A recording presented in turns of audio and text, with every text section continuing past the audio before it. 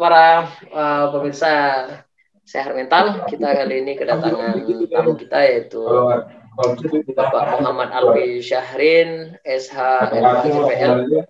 Ya, kesehariannya sekarang seorang dosen di Fakultas Syariah dan Hukum Universitas Riau. Sebelumnya pengacara ya, tapi sekarang beliau beralih profesi menjadi dosen. Nah, ini menarik ini untuk rekan sekalian karena kali ini kita berbicara dengan seorang praktisi tapi dosen gitu. Gitu. Ini luar biasa nih untuk rekan-rekan sehat mental sekalian. Nanti bisa kita ulas banyak tentang beliau kenapa memilih jadi dosen setelah jadi pengacara. Oke, kita sapa dulu ya Pak Bang M. Alfi Syahrin. Apa kabar? Sehat? Alhamdulillah. Assalamualaikum warahmatullahi wabarakatuh. Waalaikumsalam warahmatullahi. Gimana? Sehat ya? Alhamdulillah sehat Pak Fali. Masya Allah. Ini corona tapi tetap aktif ya. Nampaknya tidak membatasi kreativitas seorang ahli di bidang hukum. Wah, ya kita mau kenal singkat nih dengan Bang Alfi Syahrin nih. Bolehlah ya. Kita tahu bagaimana perjalanan Bang Alfi dulu nih ketika sarjana strata 1 dulu lah. Ya. Bismillahirrahmanirrahim. Assalamualaikum warahmatullahi wabarakatuh. Nama M. Alfi Syahrin, biasa dipanggil Alfi. Syahrinnya itu tidak ada hubungannya dengan Syahrini. Iya. Baik, ada hubungan. Baik. Cuma memang kita satu datuk Pak Fali. Oh iya, baik. Datuk Adam sama Nenek Hawa ya. Baik. Nah, jadi itu nama saya. Kenapa saya nyampaikan itu? Karena memang banyak tugas makalah dari mahasiswa itu justru ketika saya menyampaikan tidak boleh ada kata-kata I di belakang, semakin banyak kata-kata I ya di belakang. Jadi M. Alfi Syahrini gitu ya. Nah, jadi latar belakang saya SD, SMP, SMA. SMA itu IPA, masuk kuliah, ngambil jurusan ilmu hukum. Ini kan salah asuhan sebenarnya. Salah asuhan nih Pak Fahli. Yes, dari IPA masuk ke ilmu sosial, jurusan ilmu hukum. Tapi belakangan saya tahu ilmu hukum itu agak membingungkan juga. Kalau dibilang ilmu sosial, ada juga pastinya Pak Fahli. Karena proses di pengadilan itu berbicara tentang fakta-fakta hukum dan itu berbicara tentang kepastian. Baik. Nah, ya itu ya kalau saya kuliah dulu, ya kuliah biasa karena kebetulan saya angkatan pertama. Niat awalnya kan nggak mau kuliah, cuma memang dunia kerja semakin berat. Lalu kemudian saya pernah melamar pekerjaan, ternyata jadi sales. Saya nggak punya pengalaman untuk meyakinkan orang. Tapi kalau meyakinkan calon mertua, adalah sedikit Pak Fahli. Baik. Itu ya, jadi saya kuliah biasa. Pertama masuk kuliah karena saya melihat ada peluang di prodi ilmu hukum itu. Kebetulan prodinya adalah prodi baru di 2007, saya angkatan pertama. Saya lihat peluang di sana dan dari awal kuliah saya sudah berpikir untuk bisa mengajar gitu. Karena memang hobi saya itu cerita Pak Fahli. Di kedai kopi pun cerita gitu kan. Jadi lebih baik cerita di kelas dapat gaji. Wah, gitu ya. Baik. Itu latar belakang S1 saya begitu. Lalu setelah S1 apa langsung ngambil profesi atau bagaimana itu Pak? Jadi setelah S1, awalnya saya mau lanjut kuliah S2. Tapi karena ada permasalahan keluarga, masalah finansial waktu itu, ada 6 bulan waktu saya itu free sambil nyari kerja, tapi lagi-lagi kerjaan yang banyak itu jadi sales Pak Fahli. Makanya saya mau ngambil S2 aja gitu ya. Jadi kata dosen saya S2 itu kalian yang ngambil S2 langsung itu sama dengan pengangguran tidak ketara gitu ya. Jadi pengangguran tapi nggak ketahuan. Baik. Saya langsung ngambil S2 lalu kemudian karena pada waktu itu masih banyak kurangan dosen, saya ditawarkan mengajar jadi dosen luar biasa di program studi ilmu hukum, tapi dengan syarat harus sedang dalam proses kuliah S2. Itu saya jalani ya di 2012-2013. Nah, jadi proses perkuliahannya itu ya biasa juga. S2 saya selesaikan, setelah selesai saya tetap mengajar ya sampai sekarang. Oke. Itu cerita jadi pengacara kayak mana itu? Kalau cerita jadi pengacara, kebetulan di waktu saya kuliah S1, saya aktif di organisasi, di Badan Eksekutif Mahasiswa, banyak kegiatan-kegiatan, banyak seminar-seminar, termasuk ada berkomunikasi dengan lembaga bantuan hukum yang ada di Kota Pekanbaru. Nah, pada waktu itu saya tertarik di lembaga bantuan hukum karena memang yang bisa kita bantu itu kan ilmu kita, Pak Pali, tenaga, pikiran kita. Kalau duit nggak usah ditanya, Pak Pali. Jadi kita membantu secara gratis, cuma-cuma di lembaga bantuan hukum kepada masyarakat yang tidak mampu. Nah, saya tertarik di situ, makanya saya gabung di lembaga bantuan hukum itu cukup lama sampai sekarang. Nah, jadi di lembaga bantuan hukum itu setelah beberapa tahun saya di LBH, saya mengikuti senior-senior yang jadi advokat, saya melihat memang banyak sekali masyarakat kita yang butuh uluran tangan. Jadi tidak hanya finansial aja Pak Pali, tapi butuh bantuan secara hukum karena memang kalau kita bicara hukum ini, kita tidak akan tahu gimana ganasnya hukum sebelum kita bermasalah secara hukum. Nah, disitulah kita ikut berperan aktif untuk memberikan bantuan kepada masyarakat. Nah, setelah saya bahasanya apa tuh Pak Pali, mengabdi ya. Setelah saya mengabdi, saya diberikan beasiswa PKPA namanya, Pendidikan Khusus Profesi Advokat. Saya diberikan beasiswa ke Jakarta untuk mendapatkan beasiswa itu. Lalu kemudian, jadi untuk jadi advokat tuh termasuk profesi yang tidak terlalu lama, tapi biayanya cukup banyak juga Pak Wahli. Makanya nanti ada proses setelah tamat S1 harus PKPA, Pendidikan Profesi Advokat, lalu kemudian ada ujian, lalu dalam proses pelantikan itu kita harus magang dulu 2 tahun di kantor profesional dengan advokat senior. Nah, itu saya jalani. Ada yang beasiswa seperti yang tadi itu PKPA, lalu kemudian ikuti ujiannya. Kalau dulu ujiannya itu agak berat advokat itu. Misalnya yang ikut tes itu 175 orang, yang diterima itu paling 15 sampai 30 orang. Cuma berapa persen gitu. Nah, kalau sekarang sejak akhir-akhir ini setelah saya ujian justru semakin mudah Pak Pali. Nah, jadi dari 180 orang yang ikut ujian lulus 170 gitu ya. Kalau dulu dari 175 lulus cuma 15 sampai 30. Karena sekarang profesi advokat organisasinya sedang pecah gitu, sedang bermasalah. Nah, itu makanya saya jadi advokat, bergabung karena prosesnya panjang tadi, dan saya langsung terlibat untuk membantu masyarakat yang tidak mampu di pengadilan-pengadilan yang ada di gitu Pak Pahli. Baik, wah ini menarik ya. Setelah jadi advokat ini tentu ada kasus yang berat ya.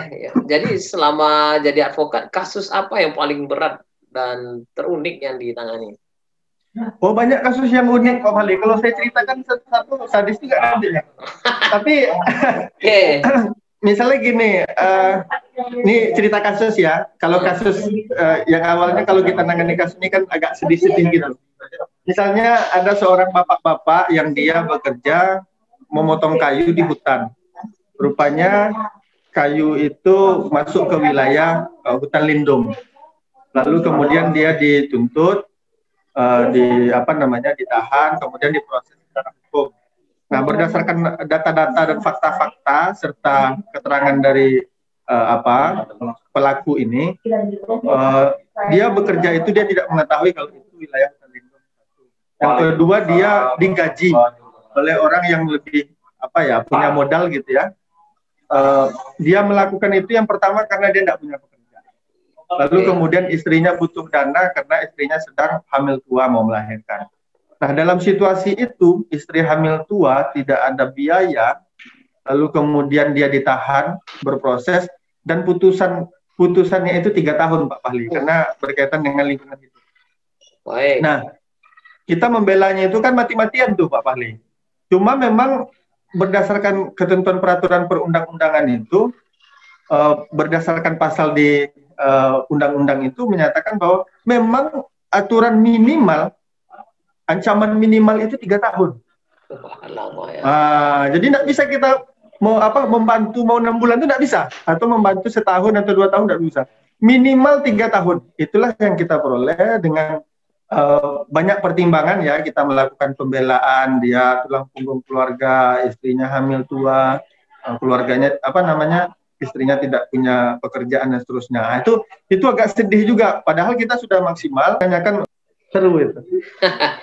Wah, ini dengan pengalaman yang luar biasa seperti itu, jadi pengacara sudah melalang buana, ini kok jadi dosen ini jadinya nih. Ya, ini menarik. Itu ya pertanyaannya, agak berat nih pertanyaannya. Diringankan, oke.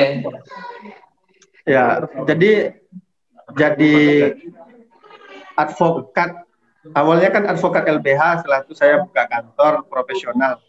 Lalu kemudian kantor profesional ini banyak sekali nangani kasus, tetapi kadang-kala kasus ya seperti yang saya gambarkan tadi, kita berada di posisi benar, tetapi memang mau tidak mau kita harus jujur bahwa memang proses hukum ini tidak sesederhana yang kita bayangkan.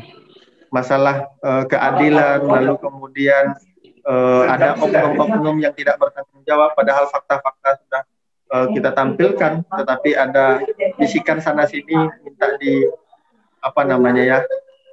susah saya menjelaskan dengan kata-kata, karena dari awal jadi akademisi itu, jadi dosen, jadi guru itu kan kita mendapatkan sesuatu hal yang berbeda ya, tidak ada beban, kita memberikan ilmu, kita memberikan pengalaman kepada mahasiswa, lalu kemudian kita meyakinkan kepada mahasiswa bahwa proses penegakan hukum itu tidak sederhana, tetapi memang butuh proses.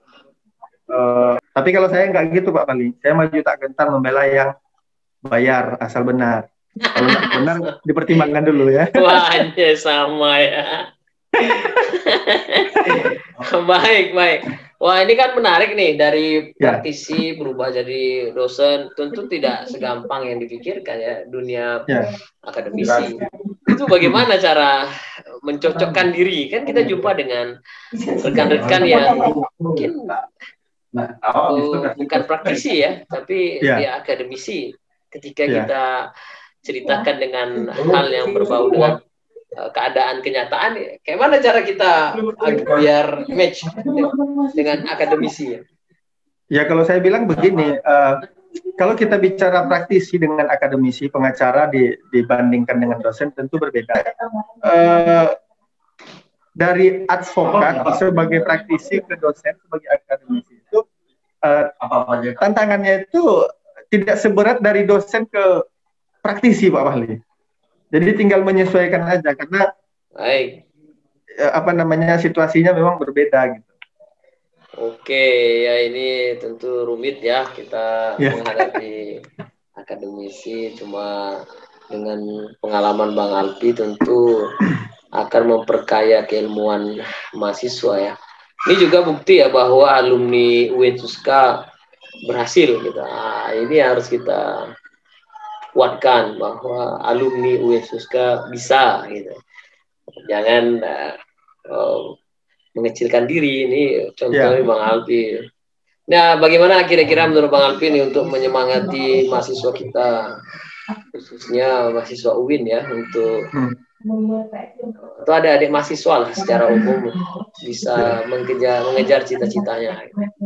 Saya sering sampaikan begini ke mahasiswa, orang sukses itu adalah orang yang mencari 1001 cara untuk sukses, tetapi orang gagal itu adalah orang yang mencari 1001 alasan kenapa dia gagal. Itu yang sering kita dengar ya, istilah-istilah penyemangat gitu. Jadi sesusah apapun kita, sebagaimanapun kondisi kita, kalau kita punya motivasi untuk sukses, akan ada 1001 cara jalannya. Tetapi kalau kita mencari alasan, kenapa saya tidak sukses? Karena saya kuliahnya di UIN. Itu banyak sekali yang bisa membantahnya. Karena Pak Fahli juga sukses, ya kan? Karena banyak sekali orang sukses berangkat dari, bahkan ada orang yang tidak sekolah sukses. Kenapa? Karena dia mencari 1001 cara untuk sukses, bukan mencari 1001 alasan untuk menyatakan kenapa dia gagal. Nah, oleh karenanya kepada teman-teman mahasiswa di UIN Suska Riau, kalaupun kita berdebat sebenarnya dengan kawan-kawan di kampus-kampus yang besar, katakanlah UGM atau kalau kita banyak membaca, saya kira kita juga nggak kalah kok. Nggak ada, hanya masalah, contohnya sekarang, semuanya dengan sistem online. Sekarang kita cari alasan, kenapa kita tidak memahami mata kuliah ini misalnya. Karena kita kuliah online, tuh orang lain juga kuliah online. Orang lain bisa, kenapa kita nggak bisa gitu. Jadi jangan.